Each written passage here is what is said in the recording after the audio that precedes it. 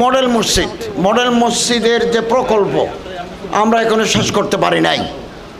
350-এর মতো মসজিদ তৈরি হয়েছে, বাকিগুলো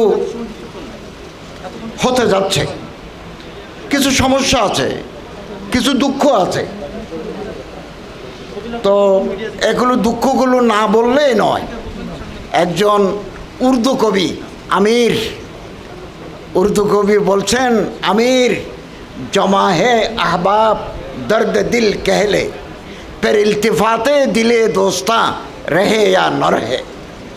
বন্ধুরা আছে, মনের দুঃখ বলে যাও, পরে আর মনোযোগ নাও থাকতে পারে। আমির জমা হে আহবাব দর্দ দিল कहले फिर इल्तिफाते दिले दोस्ता रहे या न रहे। মডেল মসজিদ প্রকল্পটা এমনভাবে নিল, বিভিন্ন উপজেলায় জেলা সদরে মসজিদ হওয়ার জন্য। ওই উপজেলায় সদরে যদি জায়গা না থাকে, মসজিদ কোথায় করব? এখন মসজিদ বিলের মাঝে 15 কোটি টাকা খরচ করে, 17 কোটি টাকা খরচ করে বিলের মাঝে মসজিদ, মুসল্লি কোথায়? আমি এদিন সুনামগঞ্জ গেছি, পানির ভিতরে একটা মডেল মসজিদ, 18 কোটি টাকা খরচ করে, চারিদিকে পানি। আমি সুনামগঞ্জ জেলা সদরে যাচ্ছি, কুড়িগ্রাম হিন্দু এলাকায় মসজিদ। আমার তো ইচ্ছা হয়, সরকারের একটা নিয়ম আছে, প্রকল্প অসম্পূর্ণ রেখে সম্পূর্ণ করে দেওয়া, যতটুকু হয়েছে স্টপ। কিন্তু আমি এটা করতে চাচ্ছি না, মানুষ বদনামি করবে, বলে যে উনি এসে মসজিদগুলো বন্ধ করে দিয়েছেন, এই জন্য ওখানে হাত দিচ্ছি না। কিন্তু নির্মাণের ত্রুটি, জমি অধিগ্রহণ হয় নাই, মসজিদ তৈরি হয়ে গেছে। বিশাল আকারের বিদ্যুতের বিল, এই যে সোলার প্যানেল থেকে বিদ্যুৎ গ্রিডে যায়, কিন্তু বিদ্যুতের বিল আসে প্রতি মাসে লাখ লাখ টাকা। তারপরেও আমরা খুব সম্ভবত, আমাদের মেয়াদ আছে 4 মাস, ফেব্রুয়ারিতে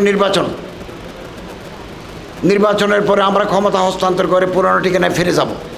এর আগ দিন পর্যন্ত আমরা রাত দিন কাজ করে যাব, ইনশাআল্লাহুল আজিজ কাজ করে যাব।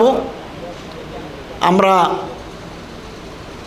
এই রাত দিন আমাদের ঘুম নাই। ইতিমধ্যে আমরা মডেল মসজিদ নীতিমালা প্রথম একটা করেছি, বিধিমালা নীতিমালা, এইটাকে রিভাইজ করার কাজে আমরা হাত দিয়েছি। আমার ডিজি মহোদয় আছেন, খুব সম্ভবত এটা আমরা তাড়াতাড়ি করে ফেলব। ফলে এতে করে ইমামের, মুয়াজ্জিনের, খাদেমের, প্রহরীর বেতন ন্যায়সঙ্গতভাবে বাড়বে। আর মডেল মসজিদের বাইরে যারা আছেন, আমরা তাদের জন্য নীতিমালা তৈরি করছি। শেষ পর্যায়ে আমরা ইমামদের সংগঠন, খতিবদের সংগঠন থেকে ডেকে আরও একটা পরামর্শ নিয়ে আমরা ফাইনাল করে ফেলব। বিগত 1 বছরে আমরা 2024 সালের 8ই আগস্ট দায়িত্ব নিয়েছি। ওই আগস্ট থেকে আগস্ট পর্যন্ত 1 বছরে আমরা কি কাজ করেছি, কোন কোন ফিল্ডে কাজ করেছি, আজকে একটা বই বের করেছি, কালেকশন করে নেবেন আমাদের। এবং আগামী দিনে আমরা কি করব, এটাও আমরা ওখানে বলেছি। অতএব আপনাদের নিয়োগ, যেহেতু এটা গভর্নমেন্ট মসজিদ, আমরা চেষ্টা করব, আন্তরিকতার সাথে চেষ্টা করব আপনাদের এই নিয়োগপ্রাপ্ত জনবলকে জাতীয় বেতন স্কেলের মতে ভাতা প্রদান, রাজস্ব খাতে নেওয়া, এটা আমরা যাবার আগে চেষ্টা করে যাব।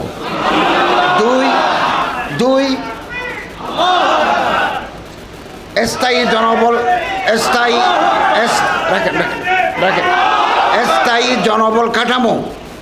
স্থায়ী জনবল কাঠামো অনুমোদন করার পূর্ব পর্যন্ত মুয়াজ্জিন খাদিমদের আয় বৃদ্ধির লক্ষ্যে ইসলামিক ফাউন্ডেশনের কমিশন ভিত্তিক বই বিক্রির অনুমোদন ব্যবস্থা, ডিজি মহোদয়, এটা তো আমরা করতে পারি, এটা আমরা করে দেব।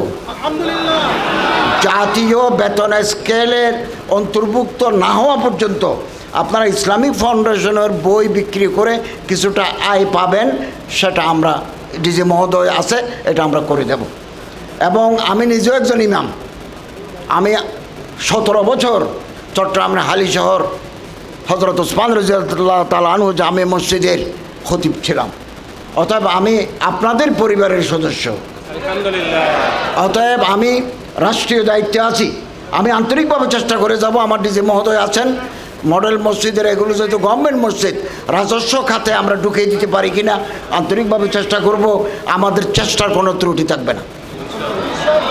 এবং আপনারা আমাদের এই মসজিদে, আমি আপনাদেরকে আরও বলি, মডেল মসজিদের সাথে যারা যুক্ত, ইমাম, মুয়াজ্জিন, খাদেম, প্রহরী, আপনারা হাজি সংগ্রহ করেন। আমরা এইবার প্রণোদনা দিয়েছি, ইনসেন্টিভ দিয়েছি, একটু খোঁজ নিলে আপনি জানবেন। আপনি যদি 46 জন হাজি জোগাড় করে দিতে পারেন, তাহলে আমরা আগে দিতাম 75,000 টাকা মোবাইল খরচ বাদ খরচ, এবার দেব 1,25,000 টাকা, আরও 50,000 বাড়িয়ে দেব। আপনি যদি 46 জনের চাইতে আরও বেশি হাজি জোগাড় করে দিতে পারেন, আপনাকে আমরা টিম মেম্বার হিসেবে নিয়ে যাব। আপনার বিমান ভাড়া ফ্রি, সৌদি আরবের ওইটা আপনাকে দিতে হবে কেবল গভর্নমেন্টের মিনামসদলাভার ওইটা, আর ডেলি আপনি ডলারে ভাতা পাবেন, আমরা দেব। 46 জন নয়, 30 জন, 20 জনের বেশি দিলে এভাবে দেব। সারা বাংলাদেশে আমরা 10 জনকে যারা বেশি হাজি সংগ্রহ করবেন এবং গাইড হিসেবে যারা সক্ষমতার সফলতার পরিচয় দিবেন, তাদেরকে 50,000 টাকা আলাদা ইনসেন্টিভ দেব। এভাবে 1, 2, 3, 4, 5, 6 করে দিয়েছি। এগুলো কালেকশন করেন। আমরা চাচ্ছি যে 2026 সালের হজে সরকারি মাধ্যমে হাজিদের সংখ্যা বৃদ্ধি পাবে। যদিও আমি হজে যেতে পারবো না, কারণ আমার মেয়াদ ফেব্রুয়ারির প্রথম সপ্তাহ।